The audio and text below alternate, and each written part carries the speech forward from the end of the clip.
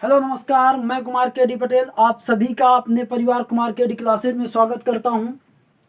जैसा कि मैंने आप सभी लोगों से वादा किया था कि बहुत जल्द हम अपने चैनल में क्लास 10th का मैथ का सिलेबस और फिजिक्स का सिलेबस प्रोवाइड करवाने वाले हैं, तो वो घड़ी आ गई है। आज हम मैथ को बिल्कुल बेसिक से और बिल्कुल स्टार्टिंग से शुरू करेंगे। आपका जो मैथ का पहला आपकी जो पहली यूनिट होगी मैथ की, वो होगी संख्या पद्धति। संख्या पद्धति को आपने कक्षा 9 में भी पढ़ा है, लेकिन जो कक्षा 10 में पढ़ेंगे वो वास्तविक संख्या से रिलेटेड जो वास्तविक संख्याओं के सिद्धांत होंगे उनके बारे में बात करेंगे। इसमें बेसिकली दो सिद्धांत होते हैं। पहला हमारा होता है यूक्लिड विभाजन प्रमेय का और दूसरा हमारा होता है अंकगणित की आधारभूत प्रमेय। यहाँ पे हम जानेंगे कि जो यूक्लिड विभाजन प्रमेयिका और यूक्लिड विभाजन एल्गोरिथम होती है वो क्या होती है, प्रमेयिका और एल्गोरिथम में बेसिकली अंतर क्या होता है, इन सभी विषयों पर हम चर्चा करने वाले हैं। तो बिना स्किप किए वीडियो को पूरा अंत तक देखेंगे और वीडियो पसंद आए तो लाइक जरूर करेंगे, कमेंट पर अपनी राय अवश्य देंगे, अपने सभी साथियों के साथ वीडियो को शेयर करेंगे ताकि हमें मोटिवेशन मिल सके आप लोगों को के लिए ज़्यादा से ज़्यादा वीडियो बनाने का। बहुत जल्द ही हम आप लोगों के लिए फिजिक्स की भी क्लासेज शुरुआत करेंगे और क्लास इंटर वाले विद्यार्थी भी बहुत जल्द हमारी वीडियोज प्राप्त कर पाएंगे। तो हम आज बात करने वाले हैं अपने सबसे पहले, हमारी जो सबसे पहली इकाई है संख्या पद्धति। अगर हम बात करें बोर्ड पेपर में ये कितने नंबर की पूछी जाती है, तो ये बोर्ड पेपर में 5 अंकों से कम की नहीं पूछी जाएगी, ज़्यादा हो सकता है। जब हम संख्या पद्धति को देखेंगे तो आप में को इसमें लिखा मिलता है संख्या, तो आपको पता है संख्या अंकों से बनाई जाती है। अंक कौन कौन से होते हैं? अंक हमारे केवल 10 होते हैं, 0 1 2 3 4 5 6 7 8 9। कोई भी संख्या इन अंकों के अलावा किसी अन्य प्रतीक चिन्ह से नहीं दर्शाई जाती। आपको यदि संख्या 1235 लिखना है तो आप 1235 लिखेंगे, इसमें ये सभी अंक दर्शाए गए 1 2 3 और ये 5। तो ये सारी बेसिक चीजें हैं जो आप लोग जानते होंगे। संख्याएं कितने प्रकार की होती हैं, यहां से हम अपने टॉपिक की शुरुआत करेंगे। तो संख्याएं बेसिकली हमारी दो प्रकार की होती हैं। संख्याओं की अगर हम बात करेंगे, सबसे पहले जो संख्याएं होती हैं वो हमारी वास्तविक संख्याएं होती हैं और दूसरे टाइप की जो संख्याएं होती हैं वो हमारी काल्पनिक संख्याएं होती हैं। जो वास्तविक संख्याएं होती हैं उनको हम इंग्लिश में रियल नंबर्स कह सकते हैं, काल्पनिक संख्याओं को इमेजिनरी नंबर कह सकते हैं। तो वास्तविक संख्याएं और काल्पनिक संख्याएं कैसी होती हैं इनको हम पहले थोड़ा देख लेते हैं। अगर हम बात करें, अगर आपने एक्स स्क्वायर बराबर 9, अगर आपको कोई भी समीकरण इस टाइप का दे दिया जाए एक्स स्क्वायर माइनस 9 और दूसरा समीकरण आपको दे दिया जाए एक्स स्क्वायर प्लस 9 बराबर 0 और ये एक्स स्क्वायर माइनस 9 बराबर 0, तो इस समीकरण को अगर आप हल करेंगे तो इस तरीके से हल करेंगे, एक्स स्क्वायर बराबर करेंगे 9 और फिर एक्स का जैसे ही मान निकालेंगे तो प्लस माइनस अंडर रूट ये 9 कर देंगे और यहाँ पे प्लस माइनस 3 प्राप्त हो जाएगा। मतलब एक्स के हमें दो मान प्राप्त हो जाएंगे, एक 3 और एक -3। ये हमारे कैसे यक्ष के जो मान हैं ये हमारे वास्तविक कैसे हैं, वास्तविक हैं। लेकिन इधर अगर हम बात करेंगे एक्स स्क्वायर बराबर कितना आएगा -9, यहाँ से अगर हम देखेंगे एक्स बराबर, तो यहाँ से हमारा एक्स बराबर प्राप्त होगा -9 और यहाँ पे प्लस माइनस करेंगे तो ये जो वैल्यू प्राप्त हुई यक्ष की, ये हमारा कैसा मान हुआ, काल्पनिक मान हुआ। कैसा मान हुआ, काल्पनिक मान हुआ। अगर हम इसको आगे हल करना चाहते हैं तो x यहाँ पे प्लस माइनस कर देंगे और इसको लिख सकते हैं 9 और ये -9 गुणे -1। 9 को हम बाहर निकालें, -1 को अंदर रहने दें, तो बाहर अगर हम निकालेंगे मतलब इसको हम ऐसे लिख सकते हैं, कोई दिक्कत नहीं होगी। और इसको लिख सकते हैं +-3 और ये हमारा -1। -1 जो बेसिकली होता है अंडर रूट, जो -1 होता है वो i के बराबर होता है। ये i क्या होता है, इसका पूरा नाम होता है आयोटा। जब आप कक्षा 11 में जाएंगे तो आपको वहां पर एक चैप्टर मिलेगा सम्मिश्र संख्याएं, जिसमें आपको इसके बारे में पढ़ने के लिए मिलेगा। तो इसके स्थान पर हम लिख सकते हैं ±3i। वास्तव में ये जो i होता है यही इमेजिनरी नंबर के लिए यूज किया जाता है। तो यक्स के ये जो मान प्राप्त हुए ±3i, यक्स का जो भी ये मान प्राप्त हुआ ±3i, ये हमारा कैसा मान है? काल्पनिक मान है। तो उम्मीद करते हैं आप वास्तविक और काल्पनिक में अंतर समझ पाए होंगे। वास्तविक संख्याओं के अंतर्गत कौन कौन सी संख्याएं आती हैं? तो वास्तविक संख्याओं के अंतर्गत ही वास्तविक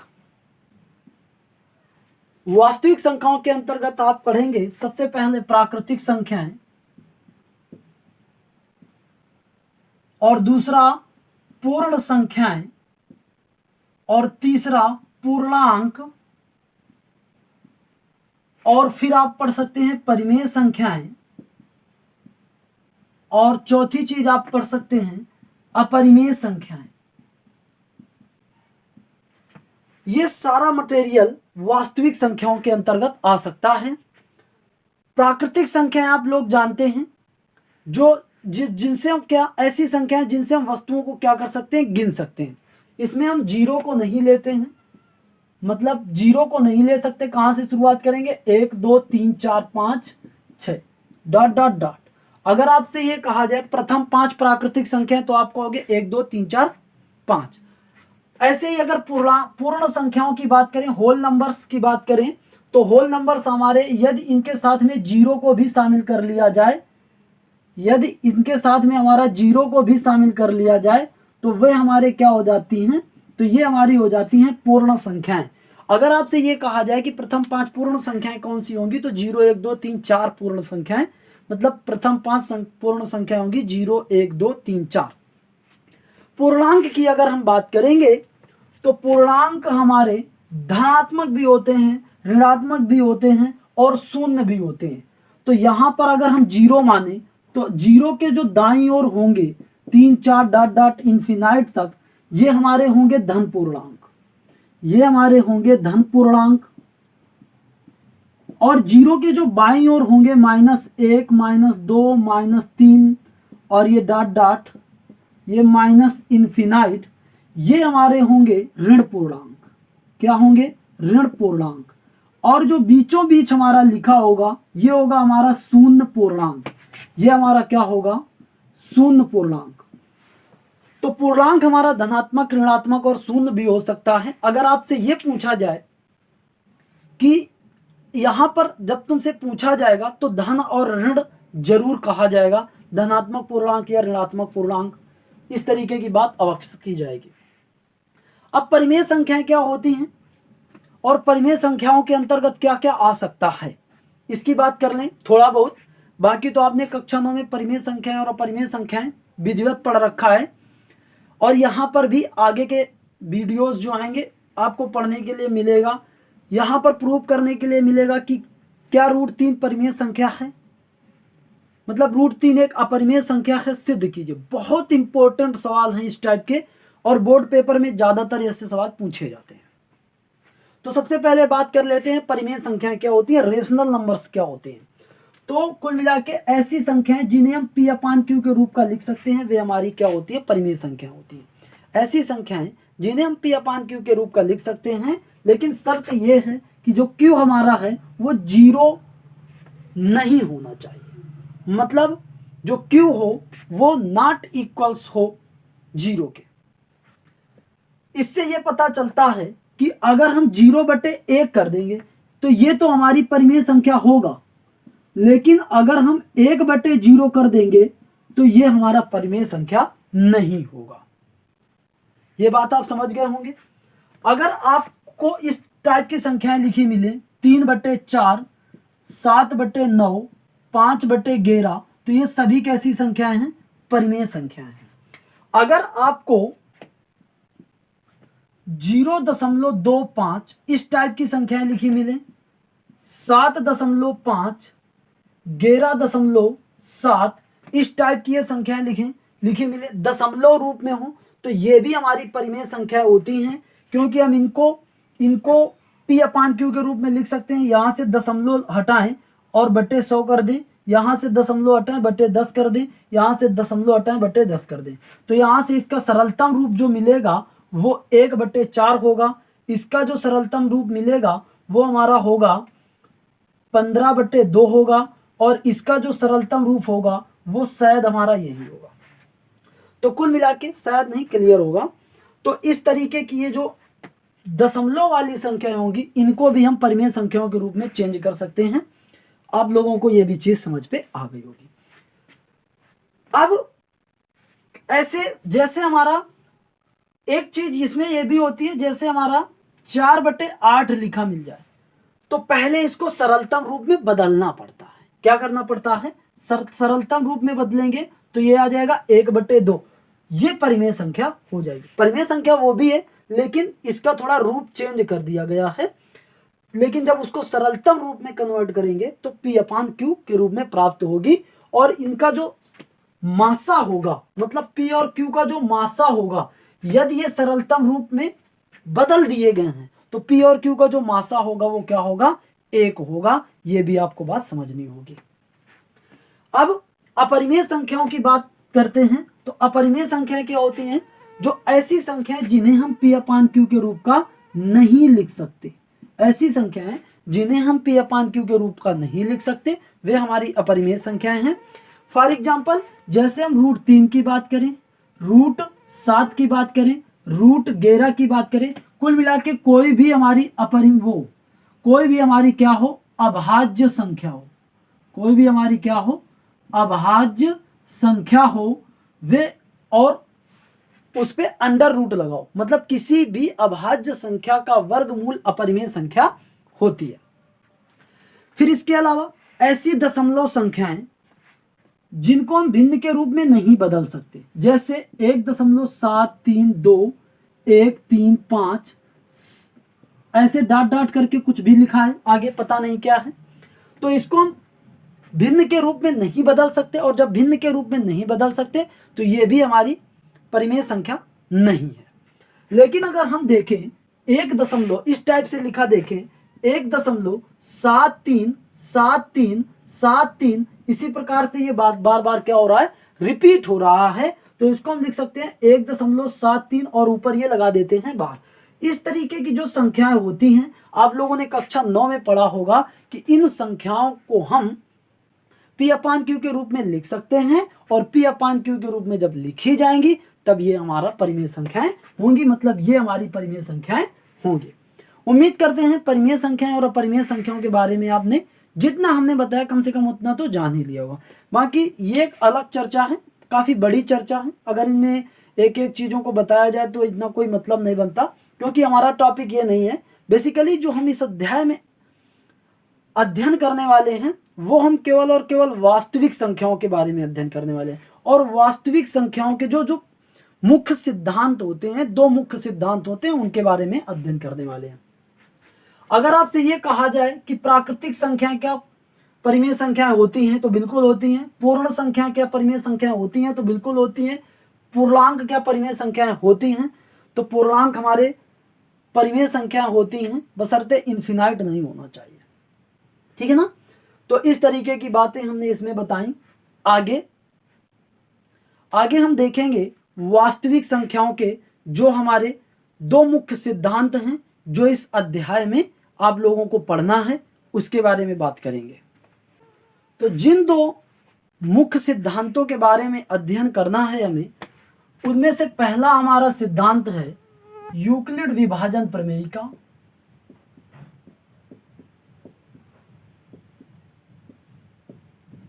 और दूसरा है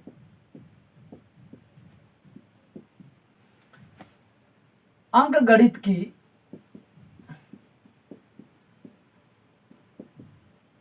मूलभूत प्रमेय। मूलभूत प्रमेय हम आधारभूत प्रमेय भी कह सकते हैं, कोई दिक्कत वाली बात नहीं है। तो जब हम इस वीडियो की बात करेंगे या पहले अध्याय की बात करेंगे, तो इस पर हम अध्ययन करेंगे यूक्लिड विभाजन प्रमेयिका की। नेक्स्ट वीडियो जो हमारी 1-2 वीडियो के बाद में आएंगी, उसमें हम अंकगणित की मूलभूत प्रमेय के बारे में बात करेंगे। तो आज का जो हमारा टॉपिक है, यहाँ से शुरू होता है यूक्लिड विभाजन प्रमेयिका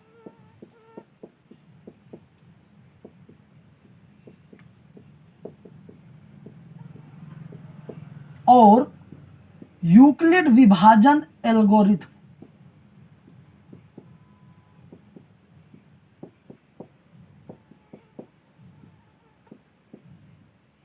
तो यूक्लिड विभाजन प्रमेयिका और यूक्लिड विभाजन एल्गोरिथम, यहाँ पर यूक्लिड विभाजन शब्द तो बिल्कुल मैच कर रहा है, लेकिन अंतर क्या आ गया, इसमें प्रमेयिका लिखा हुआ है, इसमें एल्गोरिथम लिखा हुआ है। तो वास्तव में प्रमेयिका और एल्गोरिथम क्या होते हैं, इनमें डिफरेंट क्या है। एल्गोरिथम और प्रमेयिका, एल्गोरिथम एक प्रक्रिया है, परंतु प्रमेय एक हमारा क्या है, सिद्ध किया हुआ कथन है। मतलब कह सकते हैं कि जो हमारा प्रमेयिका है वो एक सिद्ध किया गया कथन होता है जो अन्य कथनों को सिद्ध करने में सहायता प्रदान करता है। लेकिन एल्गोरिथम क्या होता है, एल्गोरिथम सुपरिभाषित चरणों की एक श्रृंखला होती है जो एक विशेष समस्या को हल करने की प्रक्रिया प्रदान करती है या विधि प्रदान करती है। कुल मिला के ये क्या है, प्रोसेस है, और ये क्या है, एक सिद्ध किया हुआ कथन है जो अन्य कथनों को सिद्ध करने में मदद करता है। आपने प्रमेय 9th में पढ़ी होगी, ठीक है ना, बहुत सारी प्रमेय पढ़ी होंगी, त्रिभुज की सर्वांग समता में पढ़ी होगी, वृत्तों से संबंधित प्रमेय होगी, एक प्रमेय का यूज हम दूसरी प्रमेय में कर सकते थे। तो यही सारी चीजें आपने प्रमेय में पढ़ी होंगी। और एल्गोरिथम क्या होगी, एक प्रक्रिया होगी। इस चीज को आप ज्यादा इस पर जोर नहीं देना है। लेकिन अब सबसे पहले तो हम यूक्लिड विभाजन प्रमेयिका की बात कर लेते हैं कि यूक्लिड विभाजन प्रमेयिका क्या होती है, मतलब उसका पूरा कथन क्या निकल के आता है। तो आप लोगों ने बचपन में छोटी क्लासों में पढ़ा होगा कि जब आपको भाग देने की एक प्रक्रिया कहा जाता था, आप लोगों से यह कहा जाता था कि भाग दीजिए ऐसे। अगर आपसे यह कहा जाए कि 7 का भाग 67 से दीजिए, तो आप क्या करेंगे, 7 9 63 करेंगे और यहाँ पे शेषफल प्राप्त कर लेंगे 4। ये हमारा क्या होगा, शेषफल। यहाँ पर ये हमारा क्या होगा, भागफल। और ये आपका क्या होगा, भाज्य होगा। और ये हमारा क्या होगा, भाजक होगा। क्या होगा, भाजक होगा। तो इसी को अगर आपको ये कहा जाए कि अब पता करना हो कि ये हमारा भाग सही है या नहीं सही, तो आपको सर ने बताया कि आप 7 को 9 से गुणा कर दें और शेषफल को जोड़ दें। यदि हमारा 67 प्राप्त हो जाए तो मतलब आपका भाग सही है। इसी को लेकर के ये क्या बनाई गई, प्रमेय बनाई गई, अर्थात भाज्य बराबर बनाया गया भाजक गुणे भागफल और प्लस हमारा क्या, शेषफल। अर्थात भाज्य बराबर भाजक गुणे भागफल प्लस शेषफल, यही हमारी क्या है, यूक्लिड विभाजन प्रमेयिका है। इसी को दूसरे तरीके से यदि माने कि यदि कोई हमारा एक पूर्णांक है b, जिसमें हम a से भाग कराते हैं और भागफल हमारा q प्राप्त होता है और रिमाइंडर मतलब शेषफल हमारा शेषफल हमारा r प्राप्त होता है, तो हम b बराबर क्या लिख सकते हैं, b बराबर लिख सकते हैं a q प्लस r। यहाँ पे जो r होगा वो हमारा क्या होगा, 0 से बड़ा होगा और b से क्या होगा, सदैव छोटा होगा। शेषफल कभी भी भाज्य से बड़ा नहीं हो सकता। तो ये जो हमारी प्रमेय बन के आई b बराबर aq प्लस r, यही है हमारी क्या, यूक्लिड। यहाँ पे a क्या है, हमारा भाज्य है, b हमारा भाज्य है, a हमारा भाजक है, q हमारा भागफल है और r हमारा शेषफल है। और इस r का जो मान है ये हमारा सदैव 0 से बड़ा होगा या 0 के बराबर होगा। 0 के बराबर भी हो सकता है, मतलब शेषफल 0 आएगा जब जो भागफल हमारा होगा, मतलब जब भाग पूरा जा रहा होगा तो शेषफल 0 होगा, ठीक है ना। और या फिर ये जो r का मान है ये कभी हमारा बड़ा नहीं हो सकता, किससे, ये कभी हमारा ये सदैव छोटा होगा, किससे, b से, अर्थात भाज्य से। अब हमारी यूक्लिड विभाजन प्रमेयिका क्या की बात तो हमने कर ली। यूक्लिड विभाजन एल्गोरिथम क्या होता है? तो यूक्लिड विभाजन प्रमेयिका के प्रयोग पर आधारित दो धन पूर्णांकों के बीच मासा ज्ञात करने की एक विधि है। दो धन पूर्णांकों का मासा प्राप्त करने की एक क्या है? विधि। अर्थात अगर आपको दो धन पूर्णांकों का मासा निकालना है और जिसमें यूक्लिड विभाजन प्रमेयिका का प्रयोग किया गया होगा तो उसको हम कहेंगे यूक्लिड विभाजन एल्गोरिथम, या दो धन पूर्णांकों का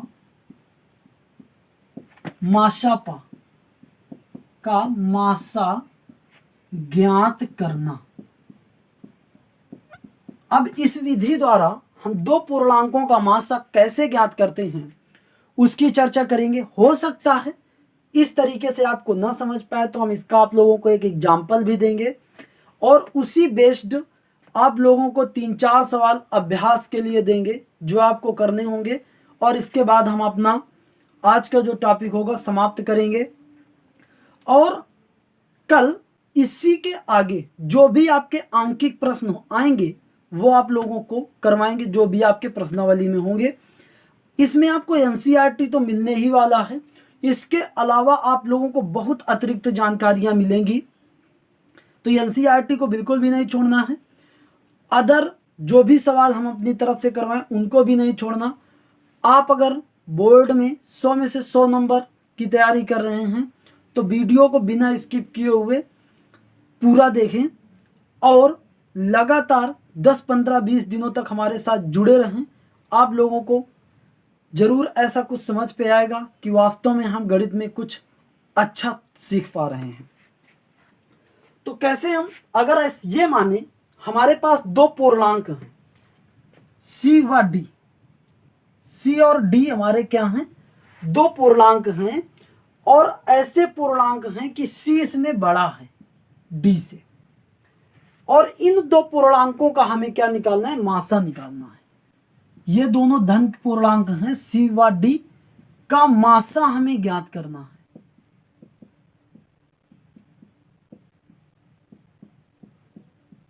तो हम क्या करेंगे? अब आपको ये पता है कि डी इसमें छोटा है, सी हमारा बड़ा है, तो आप क्या करते हैं? आप छोटे वाले से बड़े वाले में भाग करवाते हैं, मतलब डी का भाग सी में देते हैं। मान लो हमारा ये किसी अन्य पूर्णांक बार गया, जैसे हमारा क्यू बार मान लो ये गया, और जो हमारा शेष आया वो कितना आया? आर। तो यहां पे हम सी को क्या लिख सकते हैं? सी को हम लिख सकते हैं डी क्यू प्लस आर। यहां पे जो आर है वो हमारा छोटा है 0 से, और ये जो आर है, सॉरी,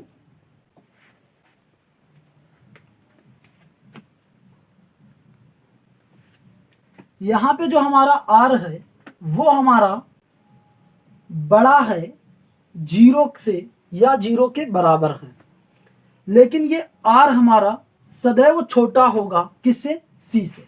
इस चीज को आपको ध्यान रखना है। तो जब हम इन दोनों के मध्य मासा ज्ञात करेंगे तो लिखेंगे यूक्लिड विभाजन प्रमेयिका प्रयोग से, प्रमेयिका के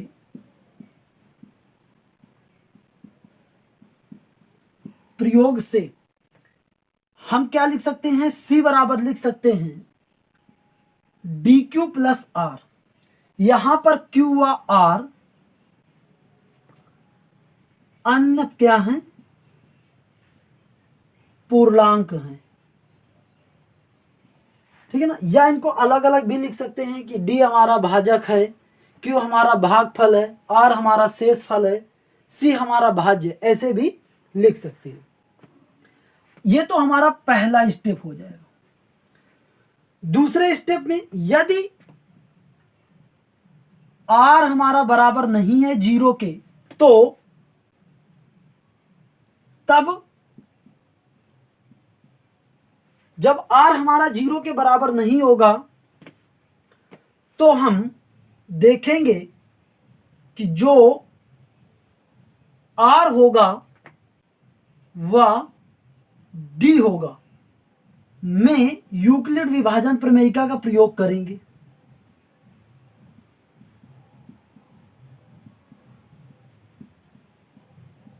यूक्लिड विभाजन प्रमेयिका के प्रयोग से, अर्थात अब यहां पे ये देखेंगे कि जो r का मान होगा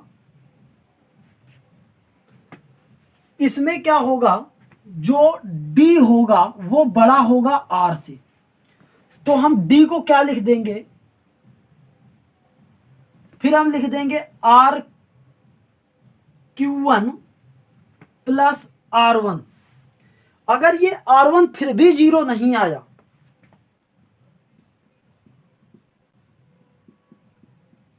यदि R1 भी 0 नहीं है तो इस प्रक्रिया को हम इसी प्रकार से आगे करते चले जाएंगे और इस प्रक्रिया को हम तब तक करेंगे जब तक शेष फल हमारा क्या ना प्राप्त हो जाए, 0 प्राप्त ना हो जाए।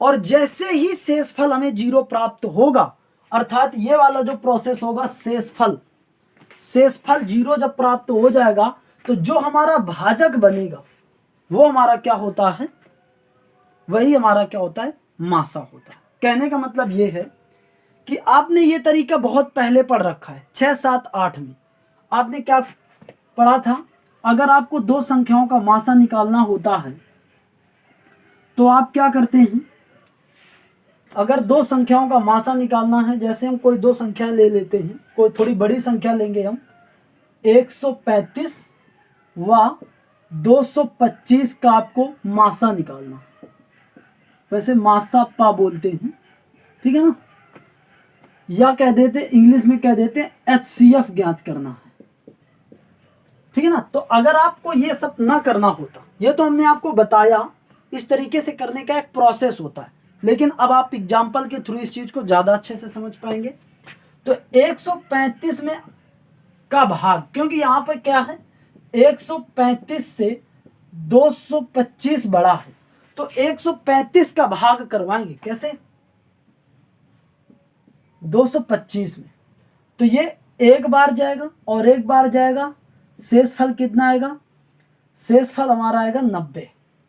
तो इसी को हम यहां पे इस तरीके से समझ सकते हैं, अगर यही चीज हम यूक्लिड विभाजन प्रमेयिका के प्रयोग से लिखते हैं, यूक्लिड विभाजन प्रमेयिका के प्रयोग से, तो क्या लिखते, 225 को लिखते 135 गुणे 1 प्लस 90, ऐसे लिखते हैं। अब यहां पर हम देखेंगे कि ये जो शेष फल है वो हमारा छोटा है किससे, 135 से। तो जब ये शेष फल हमारा 135 से छोटा है और शेष फल जो आया है वो हमारा बराबर नहीं है 0 के, तब 90 और 135 में पुनः यूक्लिड विभाजन प्रमेयिका का प्रयोग कर देंगे।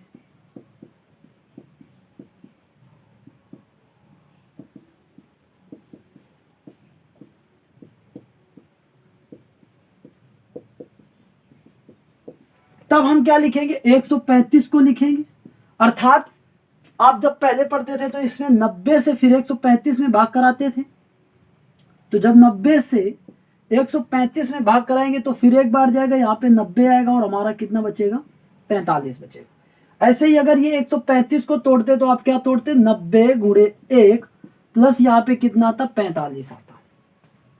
अब यहां पर फिर आपने देखा कि शेषफल हमारा क्या है, अभी भी 0 नहीं आया, शेषफल अभी भी 0 नहीं आया। यहां पर भी देखेंगे कि अभी भी हमारा शेषफल 0 नहीं आएगा, तो इस 45 का भाग फिर किस में करवा देंगे, इस 90 से करवा देंगे। जो हमारा पहले का भाजक था तो ये कितने बार जाएगा, 2 बार जाएगा, और ये पूरा पूरा हमारा शेषफल कितना आएगा, 0 आएगा। तो जैसे ही हमारा शेषफल 0 आ गया तो जो हमारा क्या था, भाजक था, वही हमारा क्या बन जाएगा, वही हमारा बन जाएगा क्या, मासापा, अर्थात HCF कितना, 45। ये तो हमारा जो हमने पहले विधि पढ़ा है, भाग विधि द्वारा मासा ज्ञात करना, इस तरीके से इसी को रूप बदल करके ऐसे लिख केवल देना है, बाकी प्रोसेस वही है। तो ये हो जाएगा यूक्लिड विभाजन एल्गोरिथम, मतलब दो धन संख्याओं का मासा ज्ञात करना। तो अगर शेषफल 0 नहीं आता तब 90वां 45 में पुनः यूक्लिड विभाजन प्रमेय से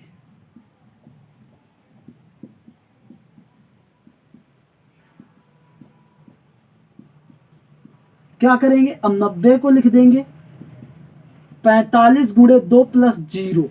अब यहां पे शेषफल 0 आ गया, यहां पर शेषफल 0 आ गया, तो जो हमारा भाजक है, ठीक है ना, वही हमारा क्या बन जाएगा, भाजक ही क्या होगा, मासा होगा। ठीक है ना, जब शेषफल 0 प्राप्त होगा तो जो भाजक होगा वो हमारा क्या होगा, मासा होगा। तो जो हमारा भाजक होगा वही हमारा क्या होगा, मासा होगा।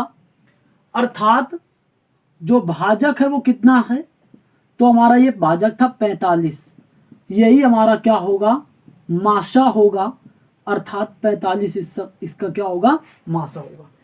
अगर इस सवाल को 135 और 225 का HCF आप इस तरीके से ज्ञात करते हैं तो ये होगी यूक्लिड विभाजन एल्गोरिथम। उम्मीद करते हैं ये बात आपको बहुत ही अच्छे ढंग से समझ पर आ गई होगी। ऐसे ही एक एग्जाम्पल हम आप लोगों को और देते हैं, फिर 2-4 सवाल कम से कम आपको प्रैक्टिस के लिए देंगे जो आप लोग करेंगे। हमने इस तरीके से 3 सवाल लिए हैं, इसमें से हम एक सवाल आपको बताएंगे, शेष 2 सवाल आप लोगों को करके हम तक भेजने होंगे। भेजने के लिए आप हमारा व्हाट्सएप नंबर 63 86 87 0616 का प्रयोग करेंगे। हम इसमें फर्स्ट सवाल को बताएंगे, सेकंड आपको और थर्ड आपको करने होंगे। तो आप एक काम करेंगे, जब इस सवाल को लगाएंगे तो आप जो भाग विधि द्वारा मासा ज्ञात किया जाता था उसको रफ में अलग कर लेंगे। तो यहाँ पे देखेंगे तो ये हमारा 800 क्या लिखा हुआ है, 67 लिखा हुआ है, ये बड़ा है किससे, 255 से। तो अगर हमें इस पे मासा निकालना होता तो आप क्या करते, 255 से 867 में भाग कराते और ये करीबन हमारा जाता,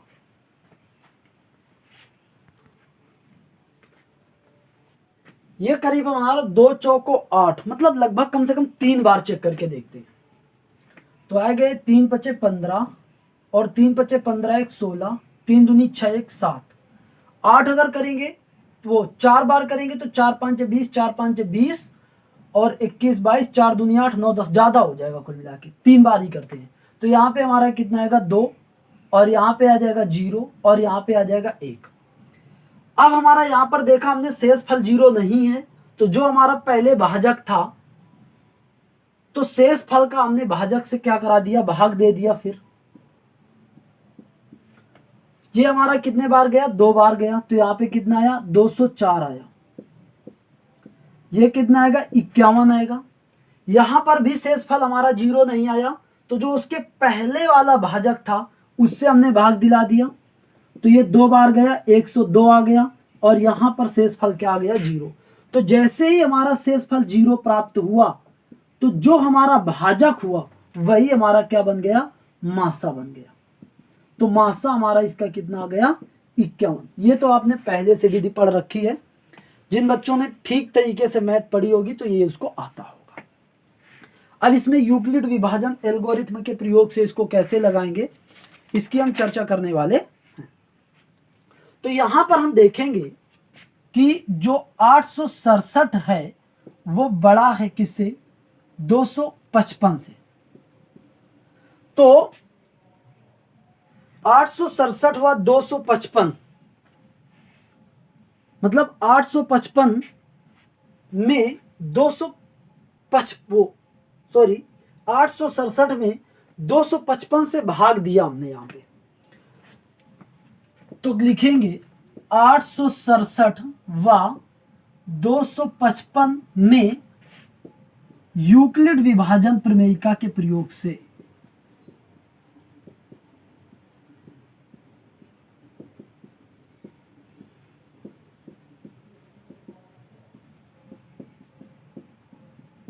क्या करेंगे, तो इसको 867 को लिखेंगे 255 गुणे 3 प्लस शेष कितना आया था, 102। तो यहां पर देखेंगे कि जब शेष फल हमारा बराबर नहीं आया किसके, 0 के, तब भाजक 255 व शेष फल 102 में पुनः यूक्लिड विभाजन प्रमेयिका के प्रयोग से। तो हम क्या लिखेंगे, 255 को क्या लिखेंगे, 102 गुणे 2 प्लस 51, 102 गुणे 2 प्लस क्या, 51। यहां पर भी हमारा शेष फल 0 नहीं आया, तो फिर लिखेंगे शेष फल बराबर नहीं है 0 के, तब भाजक हमारा कितना था, 102 व शेष फल 51 में यूक्लिड विभाजन प्रमेयिका के प्रयोग से।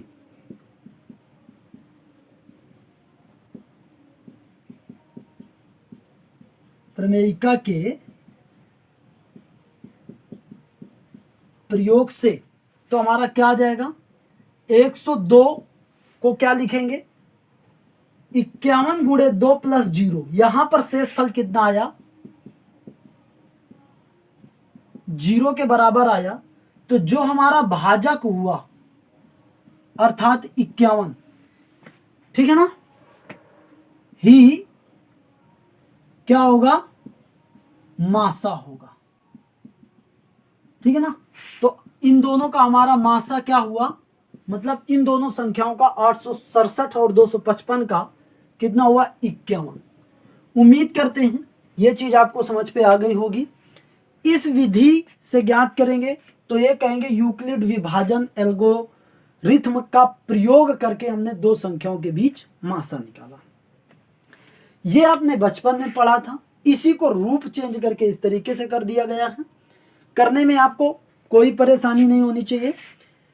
ये जो हमारा टॉपिक है वो पूरा ये हमारा थ्योरेटिकल चैप्टर है, जिसे आपको बड़े ध्यान से पढ़ना होता है। 5 नंबर आपको बोर्ड पेपर में देके जाता है। एक सवाल कभी कभी ऐसा भी बन जाता है।